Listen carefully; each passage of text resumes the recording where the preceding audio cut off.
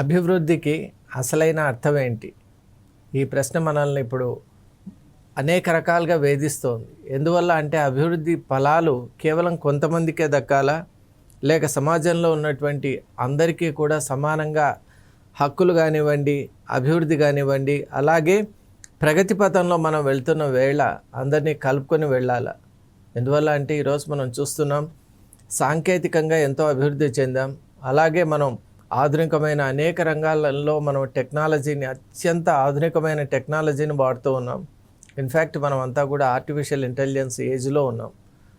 ఇన్ని రకాలుగా మనం అభివృద్ధిలో ఉన్నా కూడా ఈనాటికి కూడా దయనీయమైనటువంటి పరిస్థితిలో కొంతమంది మనలో భాగమైనటువంటి వాళ్ళు ఉన్నారంటే అసలు మనం ఊహ చేయగలమా? మన విజువల్స్ చాలా స్పష్టంగా చూపిస్తున్నాయి. అభివృద్ధికి అర్థం తెలియనటువంటి ఆ అమాయకులను కనుక ఒక్కసారి మనం చూసినట్టయితే, అడవి బిడ్డలను ఈ విధంగా మనం ఇబ్బందులకు గురి చేయడం సమంజసమేనా? ఇది సమన్యాయమేనా అనేటువంటి ప్రశ్నలు కూడా మన మనసులో కలుగుతూ ఉంటాయి. భారతదేశంలో వాళ్ళకు కూడా భాగస్వామ్యం ఉంది, వాళ్ళు కూడా భారతీయులే. అలాగే వాళ్ళకు కూడా ప్రతి అభివృద్ధిలోనూ వాళ్ళకు కూడా సమానమైనటువంటి ఆ అర్హతను, ఆ అభివృద్ధిని వాళ్ళు ఓన్ చేసుకునేటువంటి రెస్పాన్సిబిలిటీ కూడా ఉంది. కానీ ఈరోజు మనం చూస్తూ ఉంటే ఇనీక్వాలిటీ అనేది ఇంత స్పష్టంగా మనకు కనిపిస్తోంది. స్వాతంత్రం వచ్చి 75 సంవత్సరాలు పూర్తి చేసుకున్నా కూడా ఈ రోజుకు కూడా గిరిజనుల యొక్క పరిస్థితి ఇంత ఘోరంగా, అలాగే అమానవీయమైనటువంటి పరిస్థితుల్లో వాళ్ళు ఉంటున్నారు. మనం ఒక్కసారి కనుక చూసినట్టయితే ఆ విజువల్స్లో అక్కడ ఒక వ్యక్తి ఇంకొక స్టూడెంట్ను డోలీలాగా తనే నిర్మించుకొని వెళ్తున్నటువంటి దృశ్యాన్ని కూడా మనం చూస్తున్నాం. ముందుగా ఈ కథనానికి సంబంధించినటువంటి అంశంతోనే మనం ఈరోజు ఈ పర్టికులర్ ఇష్యూను మొదలు పెడదాం. మన్యం జిల్లాలో మనం చూసినట్టయితే గుమ్మ లక్ష్మీపురం బాలికల ఆశ్రమ పాఠశాల, గిరిజన బాలికల ఆశ్రమ పాఠశాల. ఆ పాఠశాలలో వార్డన్గా ఉంటున్నటువంటి హేమ మేడం, ఇప్పుడు ఆమె షీఈస్ క్యారింగ్ ఏ చైల్డ్. ఆ చైల్డ్ ఎవరో కాదు, ఆ పాఠశాలలో చదువుతున్నటువంటి విద్యార్థిని భువనేశ్వరి. ఒక వార్డన్గా ఉంటూ ఒక సరి అయినటువంటి రెస్పాన్సిబిలిటీ తీసుకుంటే వాళ్ళు ఎంత మేలు చేయగలనడానికి నిలువెత్తు నిదర్శనంగా ఇప్పుడు హేమ మేడం అందరి మన్ననలు పొందారు. దానికి కారణం, ఎప్పుడైతే స్టూడెంట్ భువనేశ్వరి తీవ్రమైన జ్వరంతో బాధపడుతున్నారు, అలాగే వారు ఉంటున్నటువంటి ఆ గిరిజన ప్రాంతంలో వైద్య సదుపాయం లేదు అని తెలుసుకున్న వెంటనే పాఠశాల నుండి ఆ గ్రామానికి చేరుకొని అక్కడి నుండి నియరెస్ట్ మెడికల్ ఫెసిలిటీకి వెళ్ళాలి అంటే సుమారు 5 నుంచి 6 కిలోమీటర్లు ఆ రూట్ కూడా మనకు కనిపిస్తోంది. అంటే చాలా ఇబ్బందికరమైనటువంటి ఆ రూట్లో వెళ్ళాలి అని తెలిసినా కూడా కేవలం ఆ పాపను కాపాడాలి అనేటువంటి ఒక సంకల్పం, అలాగే వార్డన్గా తన యొక్క కర్తవ్యాన్ని నెరవేర్చాలి అనేటువంటి ఒక దీక్ష, ఈ రెండింటి మూలంగానే హేమ మేడం ఈరోజు చూస్తున్నాం ఒక డోలీలాగా తనకు కట్టుకొని ఆ అమ్మాయిని ఆ మెడికల్ ఫెసిలిటీ వరకు తీసుకెళ్లారు. అక్కడ ట్రీట్మెంట్కు సకాలంలో ట్రీట్మెంట్ అందే విధంగా కూడా చూడగలిగారు. అంటే ఈరోజు అసలు వైద్య సదుపాయాలు గిరిజనులకు ఎందుకు అందుబాటులో లేవు? అలాగే సకాలంలో మనం వైద్యం అందించాలంటే మనకు ఒకవైపు వైద్య సదుపాయాలంటే మెడికల్ ఫెసిలిటీస్ ఎంత అవసరమో, మనం ఒక అర్బన్ ఏరియా చేరుకోవాలి అంటే కనెక్టివ్ రోడ్స్ అనేది, ఇన్ఫ్రాస్ట్రక్చర్ అనేది మనకు చాలా ముఖ్యం. ఎందువల్ల అంటే మనం ఈ పర్టికులర్ కేసు మాత్రమే కాదు, ఎందువల్ల అంటే ఇలాంటి కేసులు అసంఖ్యాకంగా మనం చూస్తూ ఉన్నాం. ఈ మధ్య కాలంలో కూడా మనం చూసాం, కుక్కునూరు, అలాగే కుంతర్ల, రంపచోడవరం, ఇలా చెప్పుకుంటూ పోతే ఏజెన్సీల పేర్లు చాలా ఉన్నాయి. ప్రతి ఏజెన్సీలో కూడా ఇలాంటి సమస్యలే. ఇప్పుడు ఇంకొక కేసు కూడా మనం చూసినట్టయితే, ఒక గిరిజన యువకుడు చెట్టుపై నుండి హఠాత్తుగా ఆకస్మికంగా యాక్సిడెంటల్గా కింద పడటం వల్ల అతను అనారోగ్యానికి గురి అయ్యాడు.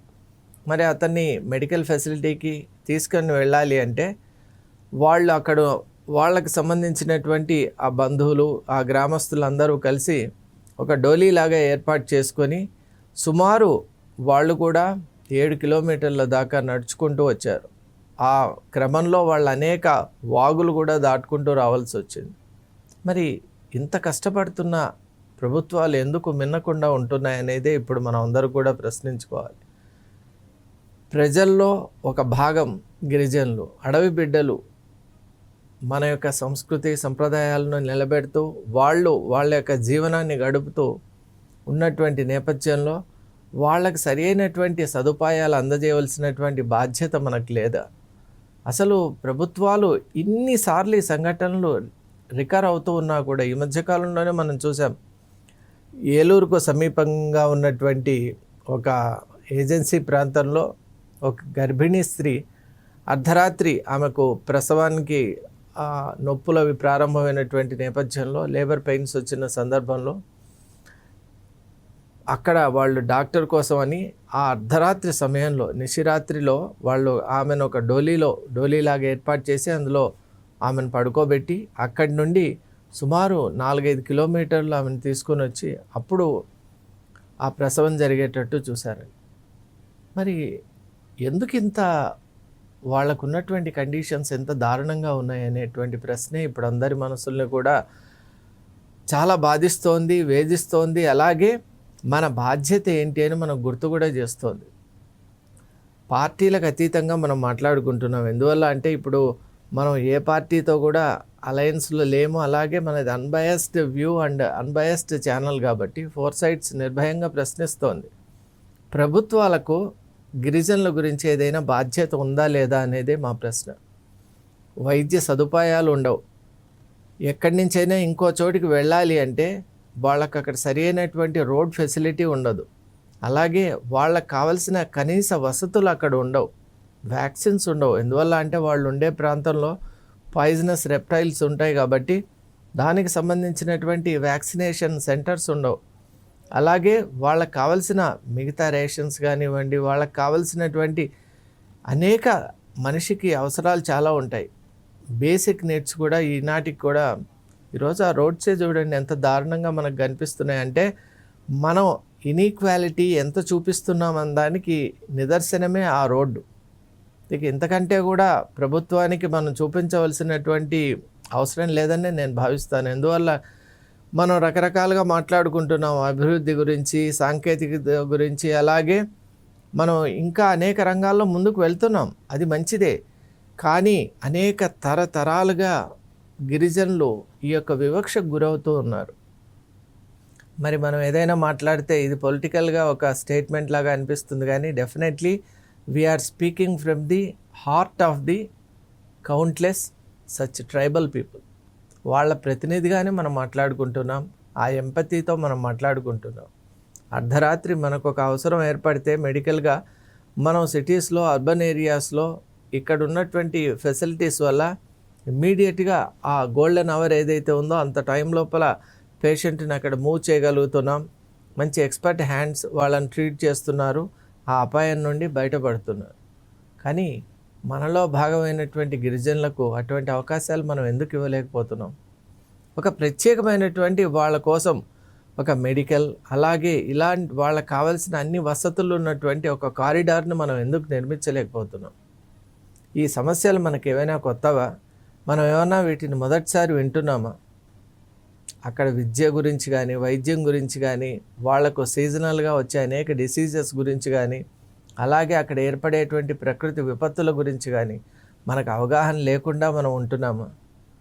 ఏదైనా ఒక్క నాయకుడైనా ఇంతవరకు ఆ రూట్లో నడిచి వెళ్ళి ఉంటే వాళ్ళకి ఆ కష్టాలు తెలిసేవి. మనం ఇక్కడ ఆఫీసులో కూర్చొని వీళ్ళకి ఇలా అభివృద్ధి చేయాలి, ఇలాంటి పథకాలు ఇవ్వాలి, ఇటువంటి సంక్షేమానికి వాళ్ళని తీసుకెళ్ళాలి అని కనుక మనం చెప్పినట్టయితే అది కార్యరూపం దాల్చదు. ఎందువల్ల అంటే ఆ నేత ఆ మార్గం గుండా నడవాలి, అక్కడ కొన్ని రోజులు ఉండాలి, ఉండి అక్కడ ఉన్నటువంటి క్షేత్రస్థాయిలో ఆ స్థితిగతులు తెలుసుకోవాలి. అప్పుడు సరి అయినటువంటి నిర్ణయాలు వస్తాయి, సరి అయినటువంటి ప్రోత్సాహకాలు వస్తాయి.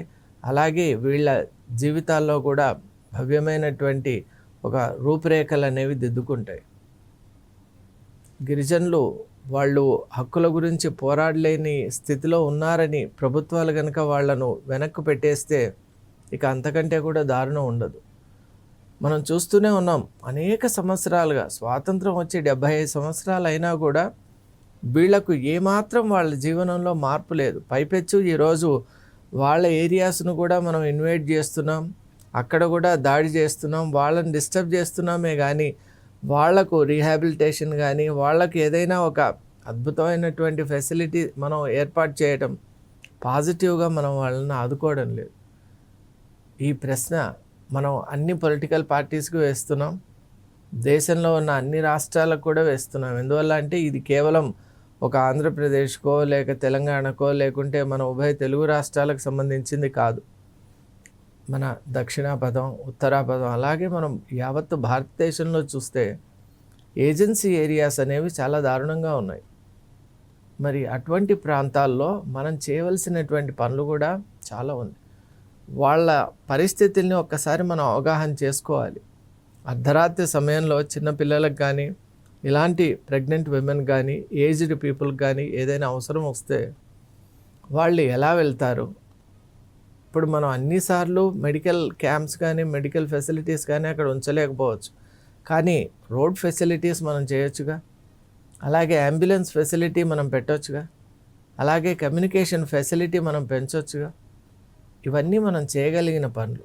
కేవలం మనం ఆలోచిస్తే మనకి ఇంతకంటే బెటర్ ఆప్షన్స్ కూడా, మనకి ఇంతకంటే బెటర్ సొల్యూషన్స్ కూడా దొరుకుతాయి. కానీ మనం ఆలోచన అనేటువంటిది ప్రారంభం చేయలేదు.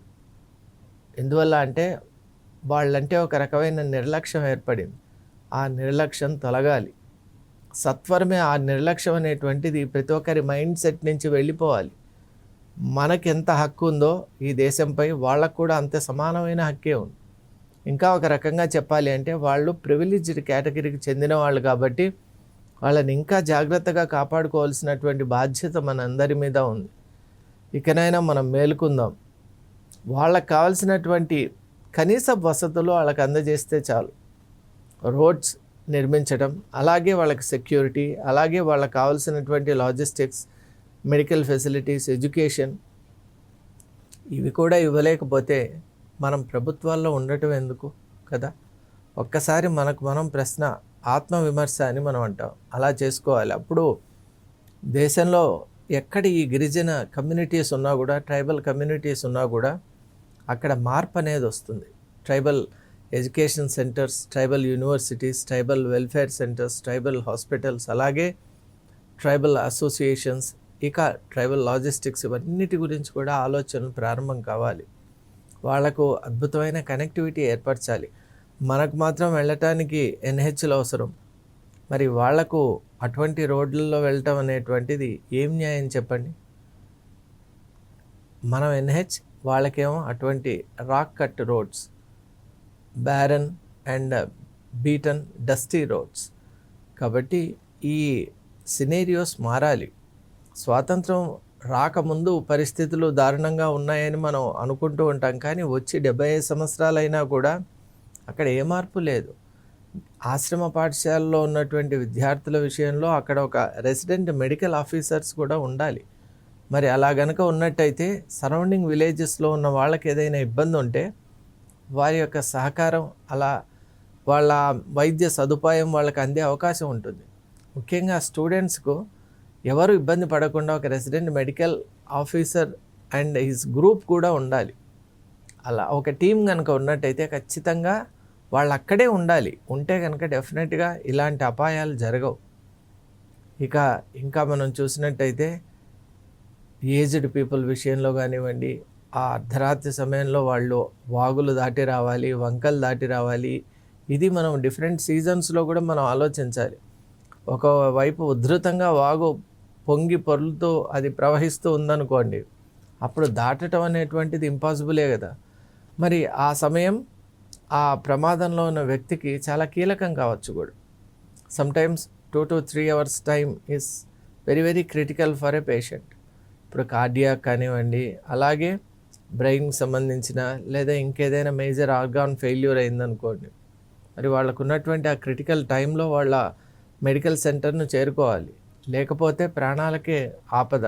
మరి ఇటువంటి సందర్భంలో కూడా వాళ్ళు ప్రకృతి వైపరీత్యాలు అవి కనుక అప్పుడే ఉన్నట్టయితే వాళ్ళు ప్రాణాలను వదులుకోవాల్సి వస్తుంది. కాబట్టి వాళ్ళకు ఒక స్ట్రక్చర్డ్ ఒక పాత్వేస్ ఉండాలి, రోడ్స్ ఉండాలి, అలాగే వాళ్ళకు ఒక లాజిస్టిక్ ఫెసిలిటీ ఉండాలి.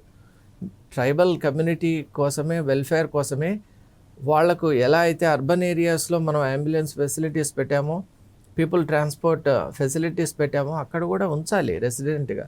ఉంచినప్పుడు ఆ ప్రాంతంలో వాళ్ళు వాటిని వినియోగించుకునే అవకాశం ఉంటుంది.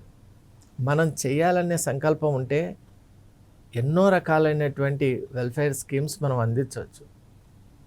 అమాయకులైనటువంటి గిరిజనులకు మనం ఎంతో సేవ చేయగలిగినటువంటి ఒక ఆస్కారం అక్కడ, అవకాశం ఉంది అక్కడ.